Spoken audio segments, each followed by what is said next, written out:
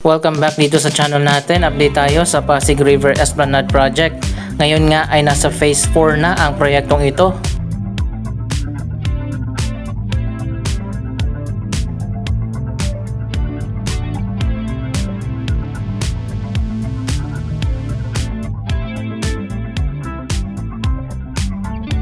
Ito na ngayon ang latest na progress.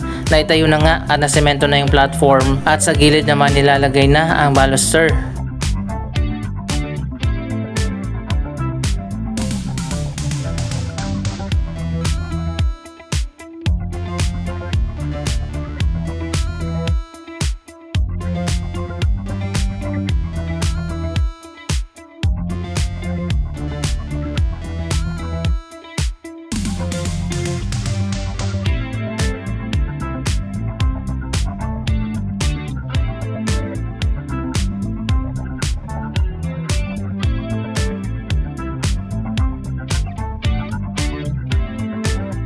Connected na rin yan doon sa phase 1. Sa ngayon hindi pa sila nagtatayo ng mga bagong poste. Ayan, makikita naman natin itong mga poste na nakatambak lang dito sa gilid.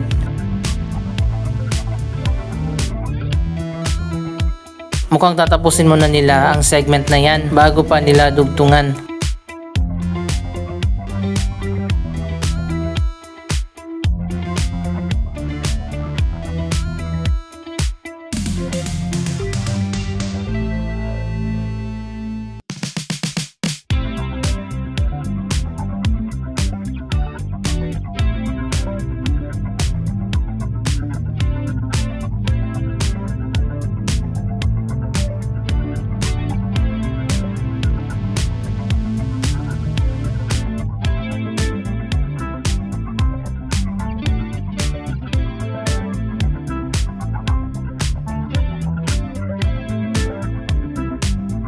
Ang phase 4 ay mula dito sa likod ng Manila Central Post Office Building hanggang sa may Loton at i-connect yan doon sa may likod ng Arroceros Park. Matagal pa bago matapos yan, abangan nyo na lang ang mga updates natin sa phase 4 ng Pasig River Esplanade.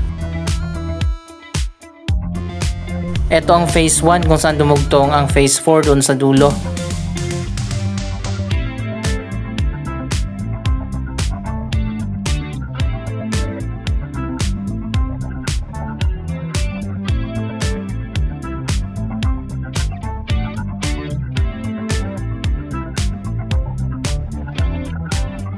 Andito naman tayo sa phase 2 kung saan kamakailan lang natapos ng finishing doon sa dulo. Nagkaroon na rin ng maintenance at repainting dito sa buong Esplanade project.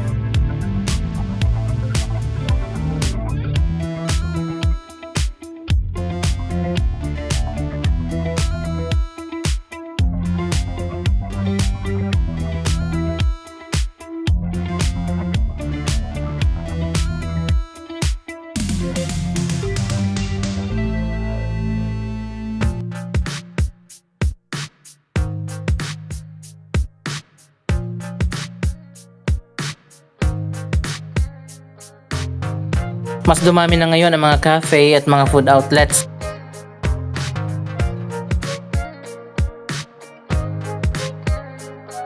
Iba na ngayon dito sa ilalim ng Pasig River Esplanade kung nasaan ang mga commercial space.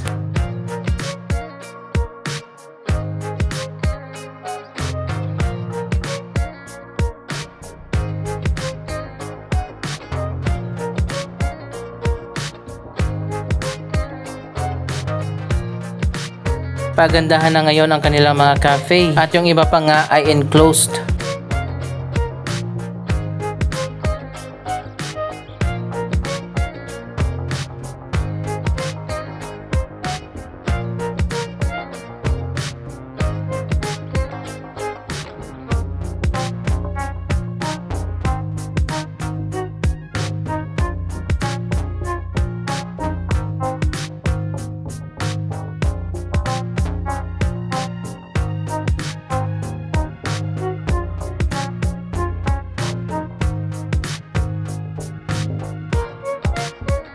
Akit naman tayo dito sa taas sa may viewing deck.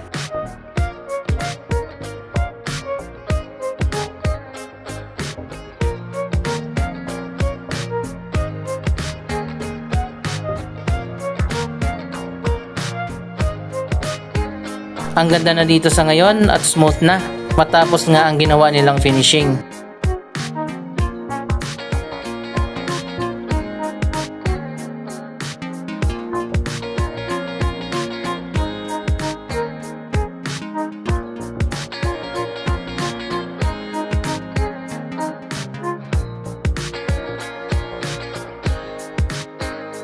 Eto na nga, makikita naman natin, ibinalik din pala yung mga vendors dito sa taas. Akala natin noon nung inalis na yung mga vendors dito sa taas, inilipat na sila doon sa baba. Pero eto na nga, nagbabalik na naman sila.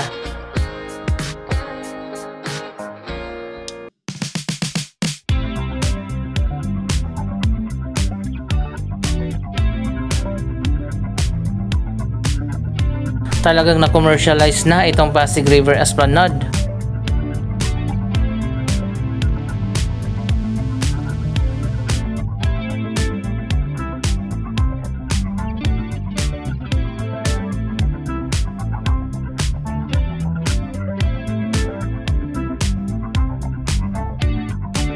Sa ngayon, konti pa lang yung mga bagong vendors dito, pero mapupuno din yan.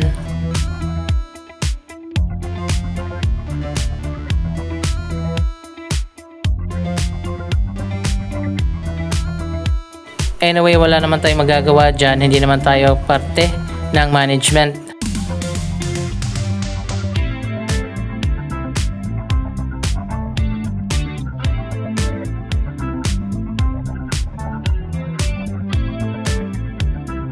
Siguro binabawi din nila yung nagastos sa pagpapatayo ng proyektong ito.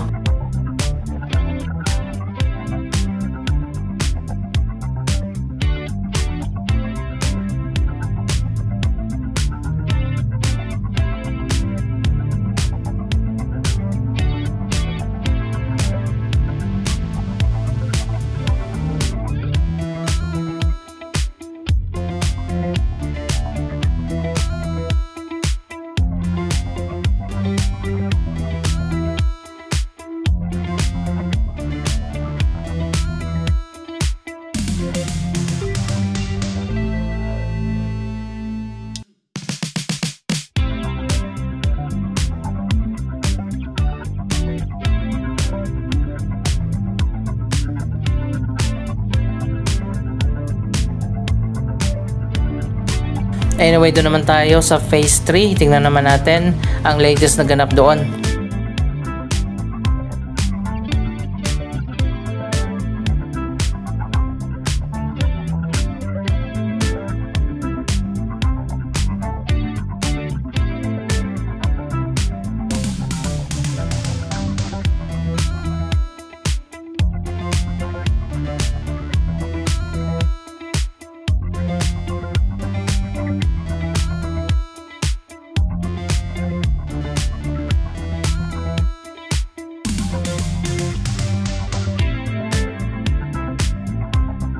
Abangan din pala natin ang magiging disenyo ng kabuuan ng Phase 4. Bukod sa Esplanade, magkakaroon din yan ng Riverside Park at marami pang iba. Napansin nyo naman siguro, ang Phase 1, Phase 2, Phase 3 ay magkakaiba ang disenyo.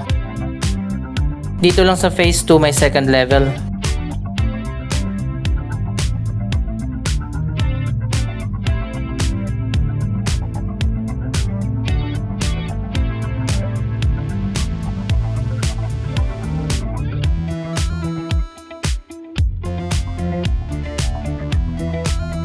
Okay na sana dito sa ilalim ang mga vendors. Ayan, marami pa namang vacant.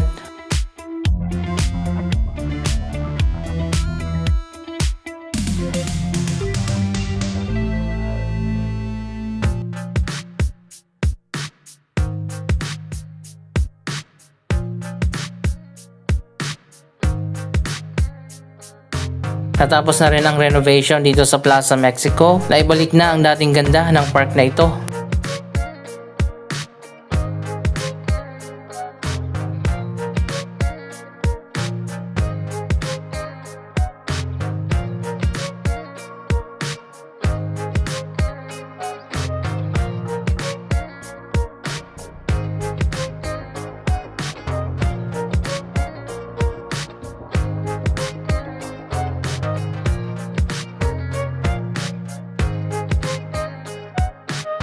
Dito naman sa baba ng Binondo Intramuros Bridge, may mga food outlets din at meron pang nagpe-perform dito sa gabi.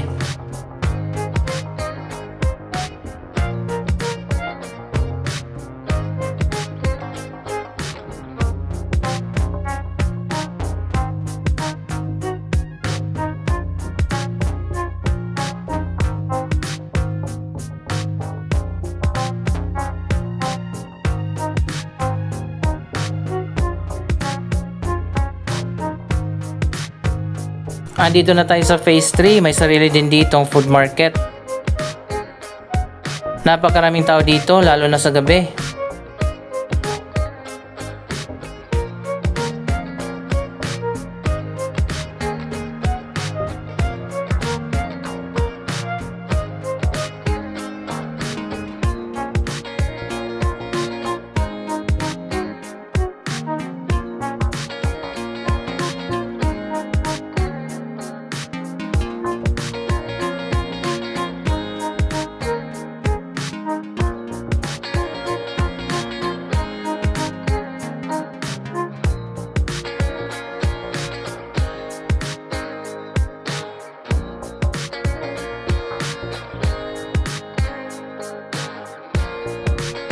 Yung mga table ay inilagay na nila sa gitna at doon sa dulo.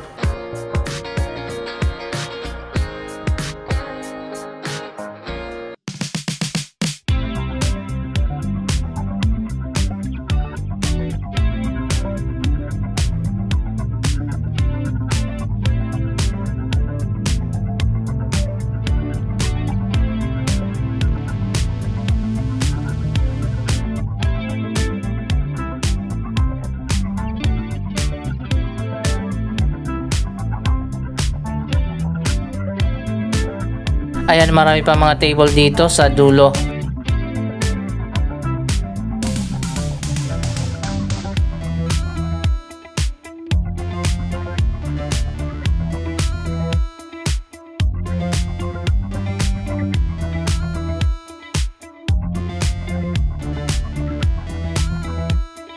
Hindi na tayo diretso sa dulo ng phase 3, mahaba pa yan. Hanggang doon yan sa may Fort Santiago sa Intramuros.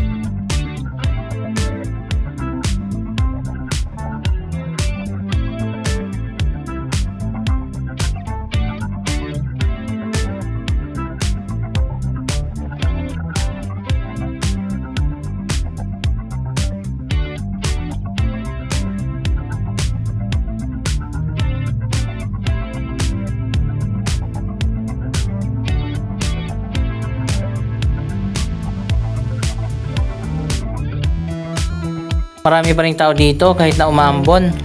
Patuloy ang Pasig River Urban Development Project kung saan isa sa mga proyekto niyan ang Pasig River Esplanade.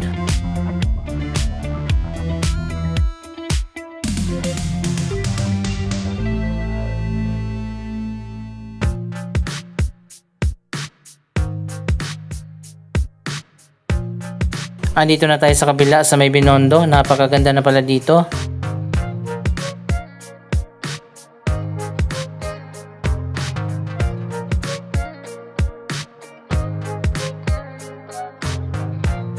Abangan na lang natin ang mga susunod na updates sa proyektong ito.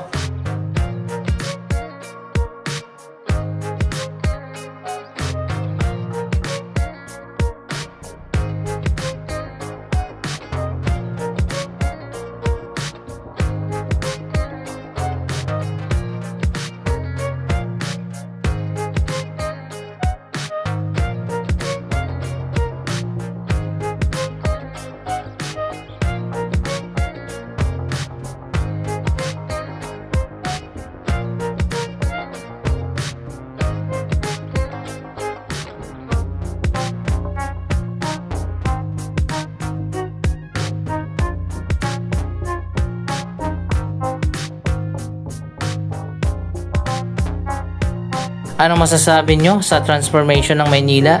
Mag-comment lamang dyan sa baba ng inyong mga reaksyon. Maraming salamat sa inyong panonood. Huwag kalimutan na i-share ang video ito at mag-subscribe para sa daily updates. Thank you for watching.